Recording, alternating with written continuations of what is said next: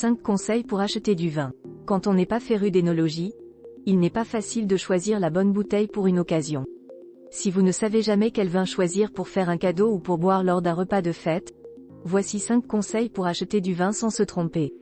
1. S'adresser à un caviste. En matière de vin comme dans tout autre domaine, quand on ne sait pas quoi choisir, il vaut mieux s'adresser à un spécialiste. C'est pourquoi le premier des 5 conseils pour acheter du vin sans se tromper consiste à repérer un bon caviste dans votre quartier. Les néophytes redoutent généralement que les bouteilles y coûtent plus cher, mais c'est faux. Si vous disposez d'un budget limité, vous avez plus de chances d'y trouver un bon vin dans votre fourchette de prix. En effet, contrairement au supermarché, les cavistes indépendants proposent de petites appellations et des vins d'artisans vignerons à des prix accessibles. Ces vins sont des pépites que vous ne pourrez pas dénicher ailleurs. 2. Se méfier des apparences. Quand on ne s'y connaît pas du tout en vin, on peut vite se laisser berner par les apparences et par les termes racoleurs écrits en gros sur les étiquettes. Attention! Certaines expressions qui vous semblent prometteuses comme « vieilli en fût de chêne, mis en bouteille à la propriété » ou « grand vin » ne sont pas des gages de qualité. Il en va de même pour les étiquettes. L'habit ne fait pas le moine ou plutôt l'étiquette ne fait pas la bouteille et il faut donc éviter de se fier aux apparences. Le seul signe visible qui peut vous orienter pour acheter du vin est la présence d'une collerette en carton sur le col de la bouteille.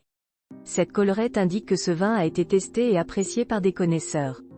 3. Ne pas confondre vin bio, nature et naturel. Au rayon des vins, une certaine confusion existe entre le vin naturel, le vin bio et le vin nature.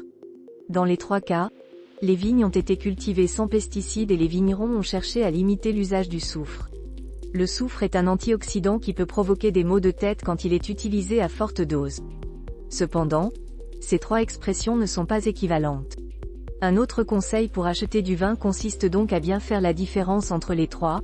Le vin nature est complètement dénué de soufre. Le vin naturel en contient une dose très limitée. En revanche, le vin bio n'est pas forcément dénué de sulfite. Par ailleurs, les vins bio sont les seuls à posséder des labels comme le label AB, le label bio européen, Eurofeuille, le label Déméter ou le label Nature et Progrès. 4. Respecter les accords mets vins traditionnels. Quand on souhaite acheter du vin pour un repas, sans être un expert dans ce domaine, mieux vaut jouer la carte du classicisme plutôt que celle de l'audace. En pratique, cela signifie qu'il vaut mieux respecter les accords mets vins qui sont bien connus et qui fonctionnent à tous les coups.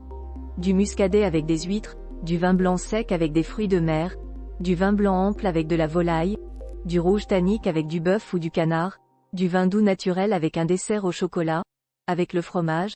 On pense le plus souvent à du vin rouge, mais la fraîcheur des vins blancs peut également être un bon accord avec un plateau de fromage. 5. Se tourner vers les vins du terroir. Si vous avez prévu de servir une spécialité du terroir, le dernier des 5 conseils pour acheter du vin est de marier votre plat avec un vin local, issu du même terroir. Par exemple, la choucroute s'accorde volontiers avec le Riesling tandis que le cassoulet forme un bel accord mets vin avec un Cahors. L'accord par terroir fonctionne aussi pour les fromages de telle sorte que vous pouvez servir du Sancerre avec le crottin de Chavignol et du cidre avec le Camembert. Si vous voulez en savoir plus sur le choix des vins, leur élaboration et la manière de les déguster, je vous conseille l'ouvrage Le vin en un coup d'œil de Catherine Gerbod et Pierre Herbert aux éditions First, 16,95 €. Dans ce livre conçu pour les débutants, vous découvrirez les rudiments en œnologie, comme la différence entre une vigne et un cépage, ainsi que les meilleurs accords mets vins pour vos repas de fête.